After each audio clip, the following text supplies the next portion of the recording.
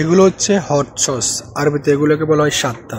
অর্থাৎ আরবিয়ানরা জালযুক্ত খাবার কিন্তু খেতে পারে না, অর্থাৎ তারা খায়ও না, কিন্তু খাবারের সাথে টেস্ট বা স্বাদ বাড়ানোর জন্য তারা এক্সট্রা সস ব্যবহার করে, সেটা হচ্ছে গিয়ে এই হট সস।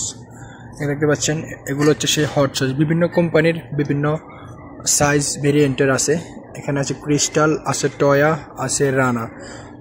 এখানে রানার যেটা, এটা হচ্ছে গিয়ে নর্মালি জাল আর কি, এত বেশি জাল না, অর্থাৎ মোটামুটি আকারের। এবং ক্রিস্টাল যেটা হচ্ছে, এটা হচ্ছে টু মাচ হট, অর্থাৎ এটা হচ্ছে অনেক জাল। আরেক রানার আরেকটা হচ্ছে গিয়ে এটা হচ্ছে গিয়ে ফিলফিল আখতার, অর্থাৎ কাঁচামরিচের জাল।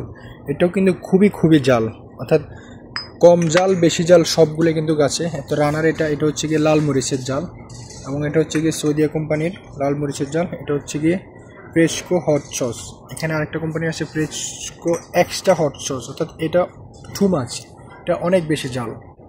অর্থাৎ আরবিয়ানরা জালযুক্ত খাবার খাবে না, তবে খাবারের সাথে স্বাদ বা আলাদা একটা টেস্ট পাওয়ার জন্য এই হট সসগুলা তারা সামান্য পরিমাণ আকারে ইউজ করে।